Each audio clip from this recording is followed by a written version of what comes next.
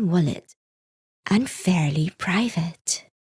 What's going on, everybody? Welcome to the show. Lots of news to cover this week.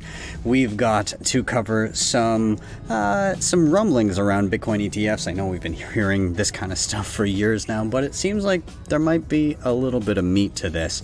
We also have institutionals jumping in, which, may have been reflected in the price in recent weeks. And then we also have the story of a man who is being paid/reimbursed by the Swedish government, and by man I mean drug dealer, to the tune of $1.5 million. All that and more on today's Bitcoin News Roundup. As always, I am Ben with the BTC Sessions. This is your daily session.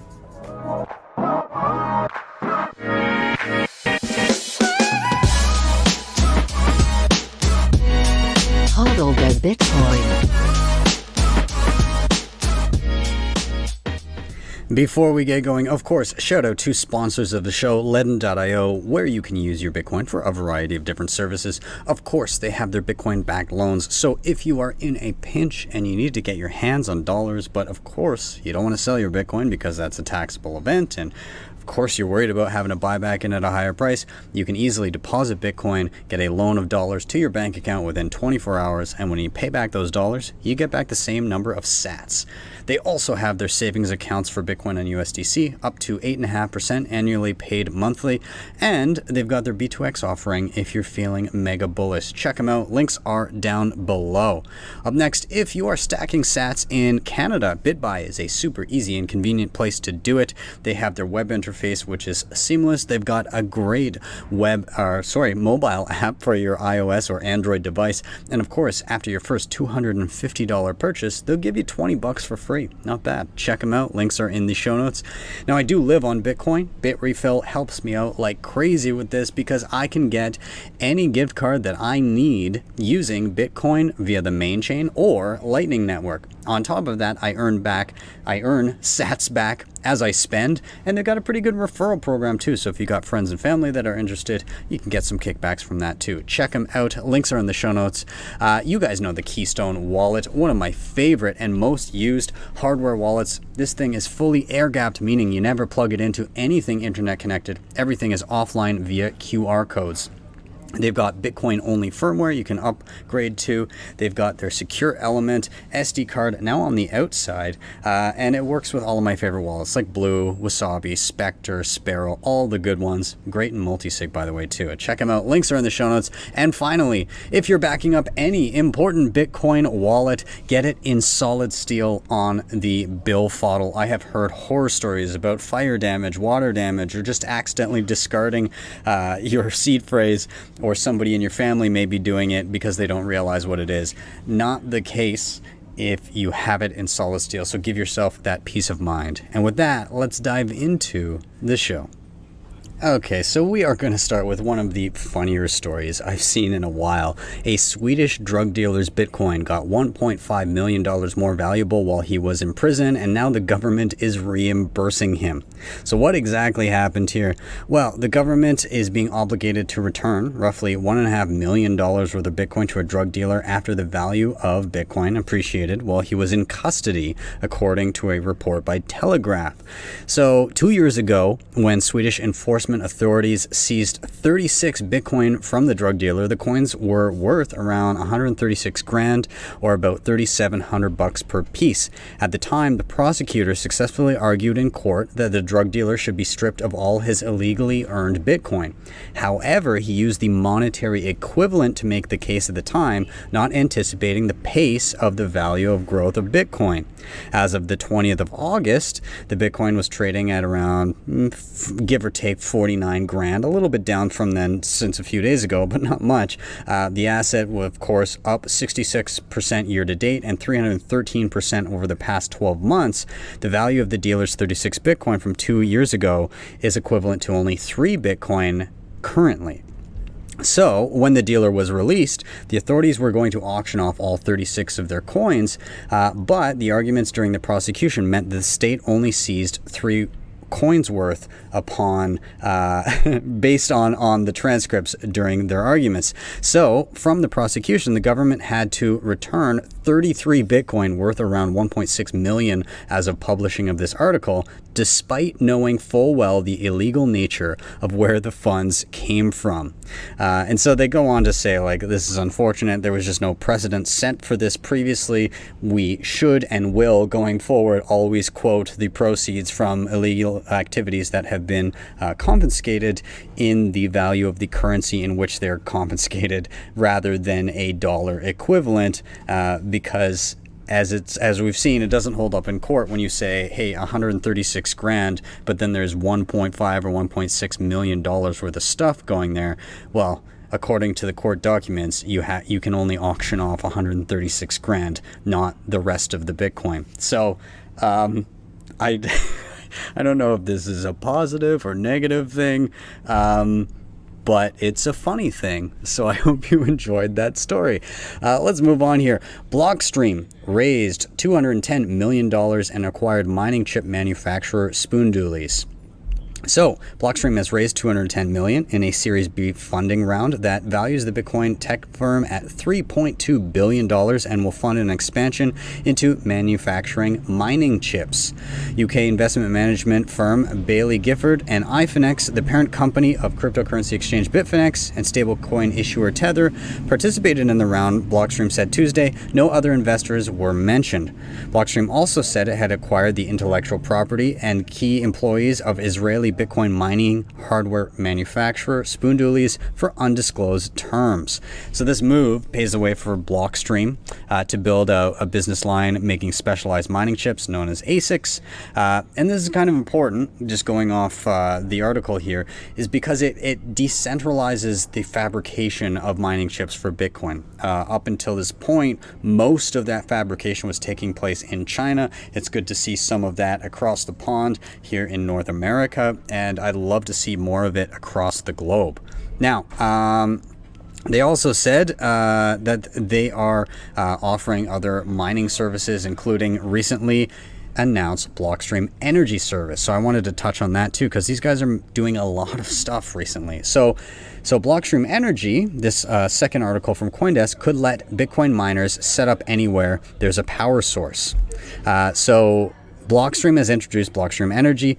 This allows for energy producers to sell excess electricity to proof-of-work miners. Combined with connectivity provided by Blockstream Satellite, the new service is designed to expand the potential reach of Bitcoin mining to renewable energy sources, even in remote locations. Blockstream Mining provides Bitcoin mining equipment to institutional and enterprise customers.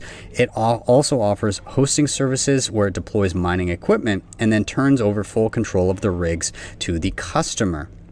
So they utilize modular mining units, or MMUs, which are essentially independent mining facilities that can be operated remotely. Power producers like turbine or nuclear power plant owners can sell energy to the operators of these MMUs that otherwise would have gone unused. So there's kind of a huge narrative, for years, but it made a resurgence again this year, particularly with Elon raising a bunch of FUD around energy usage of Bitcoin. But as we've seen in practice, Bitcoin just kind of gobbles up excess energy, or the most efficient sources of energy. So in my home province of Alberta, when you drill for oil, there are waste gases that come up. Natural gas, which often is inefficient or too expensive to get to market, or methane. And both those things either get flared, aka burned, or vented directly into the atmosphere, which is even worse. With Bitcoin miners, like these types of MMUs, you can basically put a rig on a site, gobble up that wasted energy, which is much better for the environment, and improve the efficiency of the rig. This also applies to if you're setting up something like a renewable, whether it be wind or like in China, there's a lot previously, until they started cracking down on it, of hydro, even solar. That's intermittent energy. And a lot of the time, there needs to be enough energy to hit peak demand. Otherwise, you're going to have roving blackouts. But with intermittent energy, it takes time and a lot of capital investment to hit that peak demand and to get the grid lines set up. And so economically, it can be difficult to say, hey, we're going to be making this much money if they're not sure what the demand is, what the supply is going to be.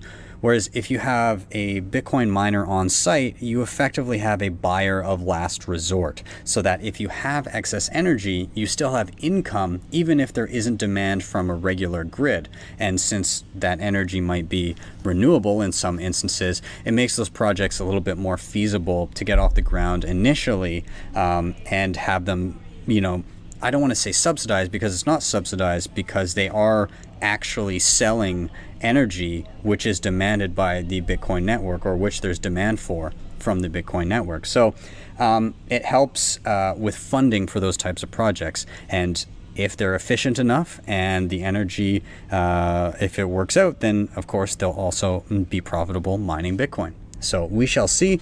Either way, awesome to see these developments, and more competition in the space is better. Happy to see things decentralize further. Let's talk about some of the institutional stuff going on here. We've got an article from the Daily Hodl. JPMorgan, Wells Fargo move to launch Bitcoin funds in collaboration with NYDIG. So, banking titans JPMorgan and Wells Fargo are gearing up to launch new Bitcoin funds in collaboration with NYDIG, according to filings with the U.S. SEC, or the Securities and Exchange Commission.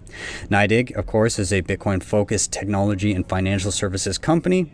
The SEC documents show that Wells Fargo is on the move to launch a Bitcoin fund in partnership with NYDIG. The banking giant will receive placement and servicing fees as they refer clients to NYDIG, which is the fund's issuer.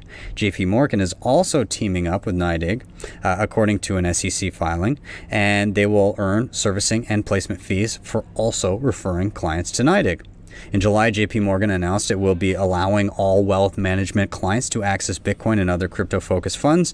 In April, the company announced it would be offering Bitcoin investments to its wealthy clients, also using NYDIG for custodial services. Now, obviously, JPMorgan, particularly its CEO, Jamie Dimon, previously calling Bitcoin a fraud, worse than tulip bulbs, so on and so forth. Well, they've kind of done an about face on that. Not necessarily himself, but clearly with him kind of leading the pack there, he's kind of got his foot in his mouth after making those statements and now offering all of these services. So, Bitcoin's just doing its thing and making people realize their mistakes, I suppose. And on the same front here, we have BlackRock, the world's largest asset manager, investing in Bitcoin mining. On Thursday, it was reported that BlackRock allocated over $382 million of shares of Marathon Digital Holdings and Riot Blockchain.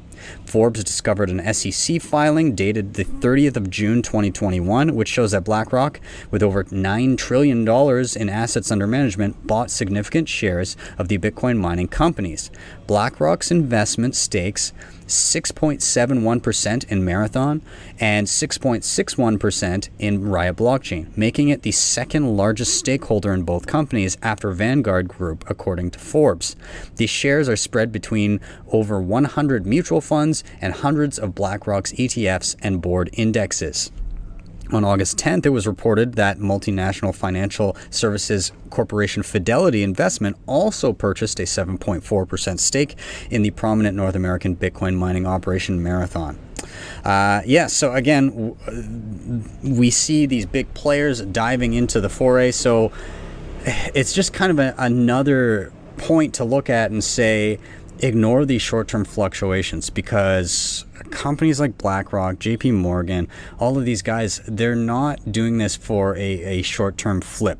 They see something here that your average person may not see. Your average mainstream kind of news consumer may not be noticing, but you can see it kind of on polar opposite ends of the spectrum. You see it first where people use it in a sense of, I have no other way to transact. So those kind of at the bottom of the pecking order who have nothing to lose. And now you're starting to see it at the opposite end of the spectrum for those who manage massive amounts of capital, and it is their job to preserve that capital. And they're starting to dive into Bitcoin. And my assumption is that over time, it will start to fill out the middle of that spectrum until it gets to your regular mom and pop that just have some Bitcoin in their mutual fund or in their ETFs or whatever passive investment strategy they may be doing. Interesting. Another thing here, this from Eric Balchunas. Anyways, he is an analyst at Bloomberg, and he had a few tweets the other day talking about Bitcoin ETFs. He said, new note out today regarding how the Ether ETF withdrawals add to likelihood that Bitcoin Futures ETF will be launched by the end of October with ProShares as a favorite, although it could, and arguably should, be a group to avoid the first mover advantage. So we think that the withdrawal of Ethereum ETFs shows the SEC has a nose in this right now, and in this regulatory contract with issuers, which could mean any kinks ironed out so that they can launch 75 days after filing. Further, ProFund's Bitcoin mutual fund was launched 77 days after filing. These are virtually the same thing.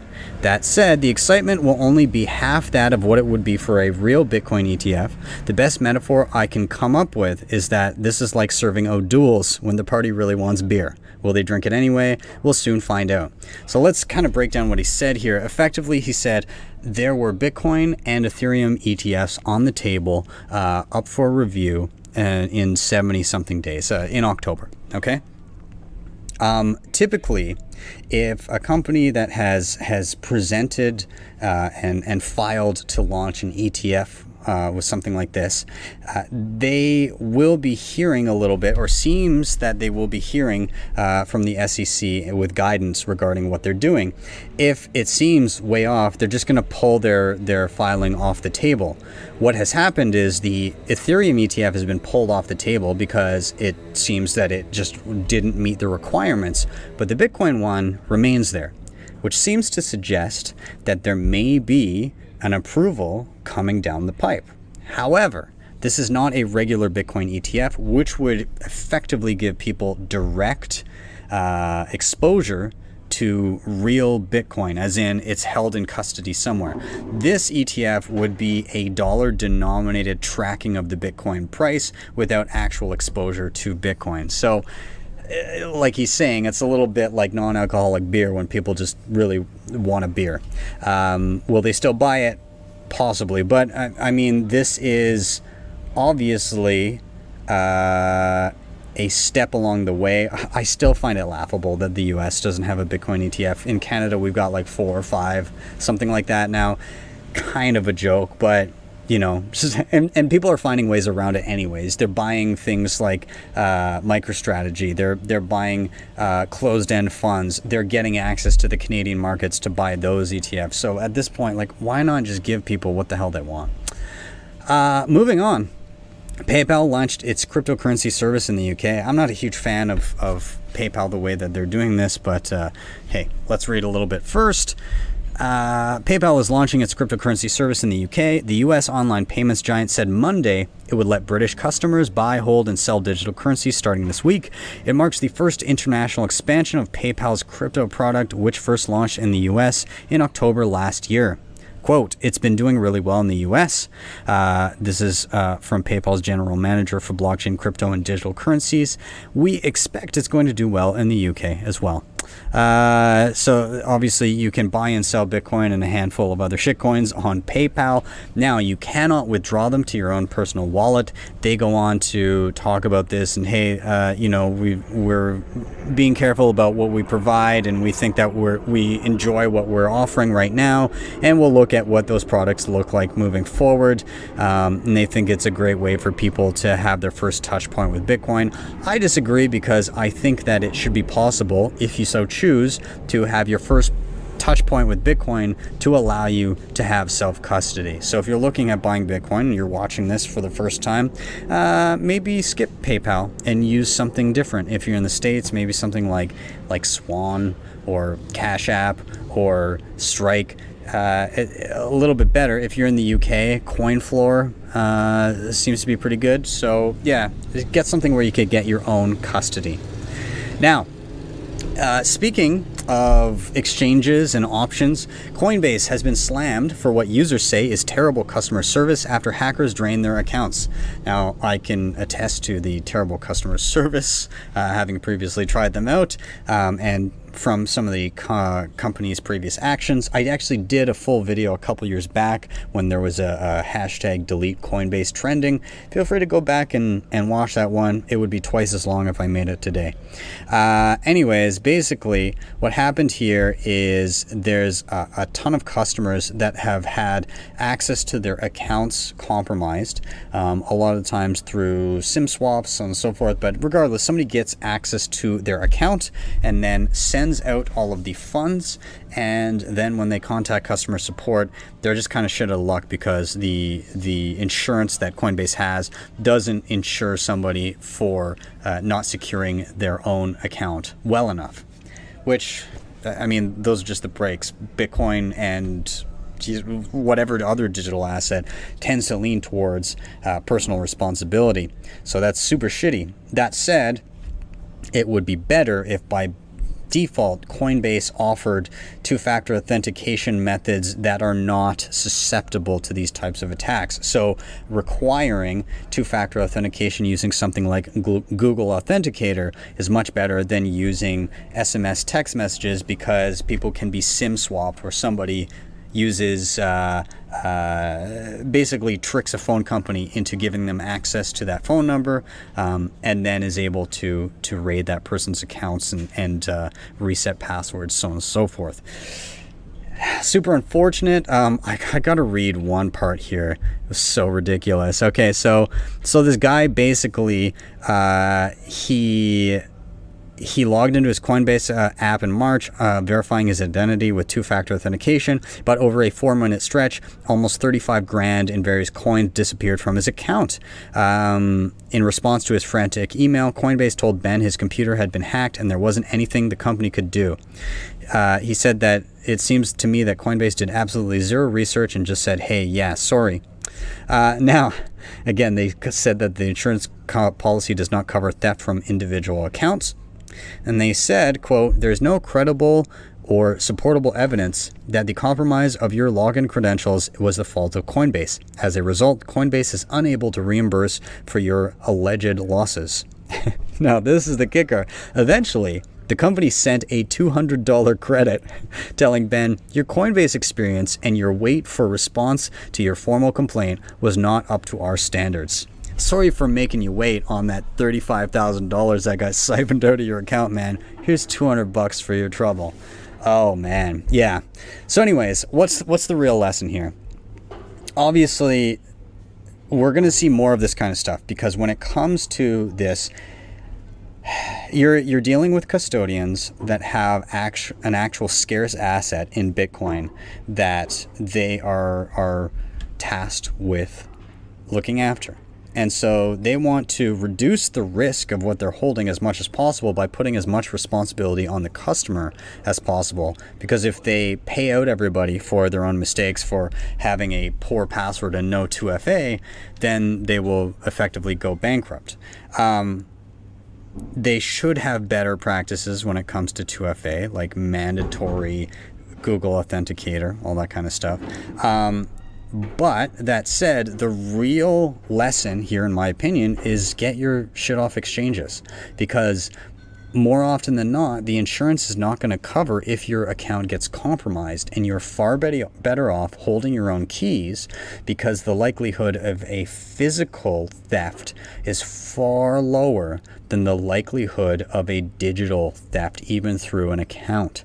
So keep that in mind, get it in your own custody and get it in cold storage. Put it in a hardware wallet, have a backup of that somewhere safe in a separate location, and you're pretty much good. At least compared to just having your stuff online in an exchange. Okay, so that's kind of my hot take here.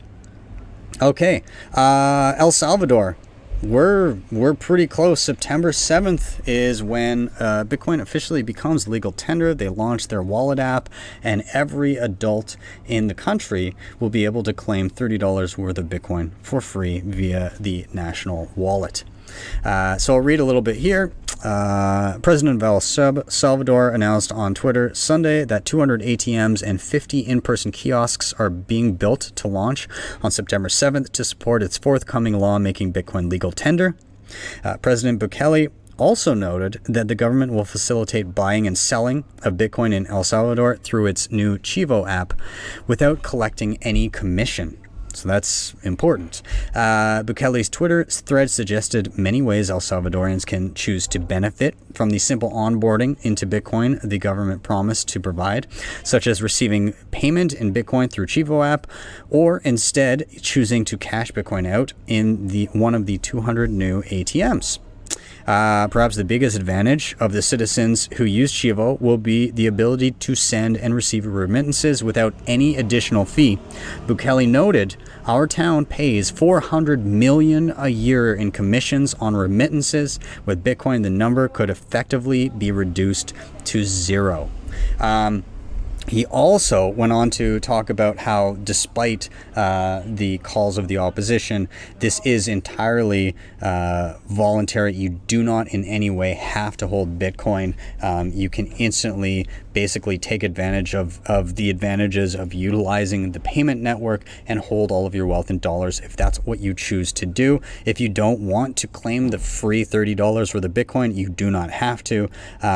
Yeah, he basically just said that, as much as people can naysay, we'll just see how it works on the 7th. You will soon find out. If he was full of shit, then he's full of shit. But if it's a massive boon for the country, we'll start to see that gradually play out.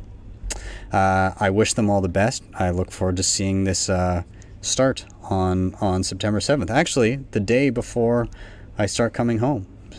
So that should be fun.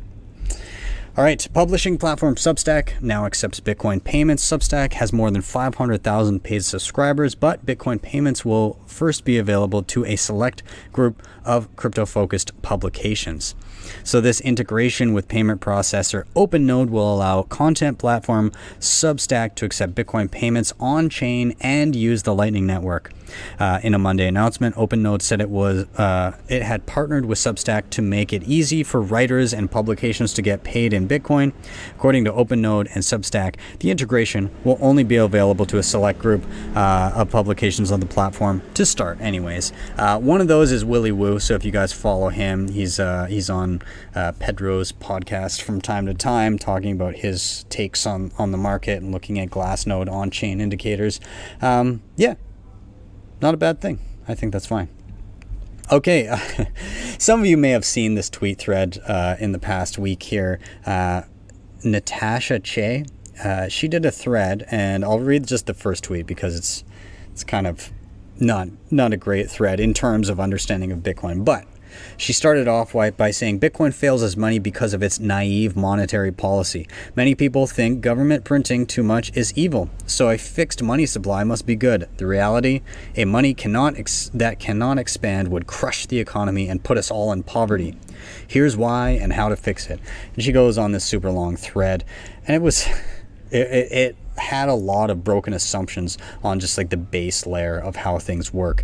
Now she is, I believe she's got a PhD in macroeconomics. So, I mean, there's part of the problem is she literally paid out of pocket to be taught a specific way that the economy supposedly works, but she spent years of her life studying the economy with some flawed basic assumptions of how it works. Now, a beautiful takedown of this thread was done by Guy Swan via his podcast, Bitcoin Audible. And so he did a read of the full tweet thread, and then he went through point by point and basically dismantled the argument in as calm and polite as a way possible. So he did say an example of where she holds false principles to prop up her theory. She starts with why monetary deflation and expanding economy do not go together, except that the only reason a money goes up in value is because economy is expanded. So anyways, he does an excellent job of taking it down. Some of the rants that he gets into during that episode were fantastic. I had my fist balled. Yes. So I highly recommend that you check it out. Another thing that I thought was pretty great that you should check out this week is from tip_NZ on Twitter. She said, ever wonder what a world of hyper-Bitcoinization might look like? And she had a few bullet points here. Governments become utility providers. Citizens move freely cross-border. Value streams frictionlessly. Wealth grows in purchasing power, and no more 9 to 5. And she has a nice little animated thing talking about her view for a hyper-Bitcoinized world. And she follows it up with, ever wonder what a dystopian central bank digital currency future might look like? And she has a little video from this. I guess she's on TikTok a bunch, but she pulled those videos from there. Glad to see some good content happening on TikTok. Anyways, be sure to check her out at TIP_NZ and check out those videos. Thank you guys so much for watching and or listening if you're listening to this later on the pod. As always, please, if you're here on YouTube, hit like, subscribe, and share. Those 3 things really help get this content in front of more eyeballs. If you want to help out the show in another way, you can hit up the previously mentioned sponsors down below: LEDN, Bitbuy, Bitrefill, Keystone, BillFodl over at Privacy Pros. All of them are in the show notes. And if you really liked what you saw, you can always drop me a Bitcoin tip at my strike.me page. That is strike.me/BTC sessions. Once you get there, you type in any amount you like, you hit the tip button, you will be greeted by a lightning invoice, or if you click to the right, a regular Bitcoin QR code. With that, I am out. Have yourselves a wonderful day or evening wherever you may be, and I'll see you guys next time for your daily session.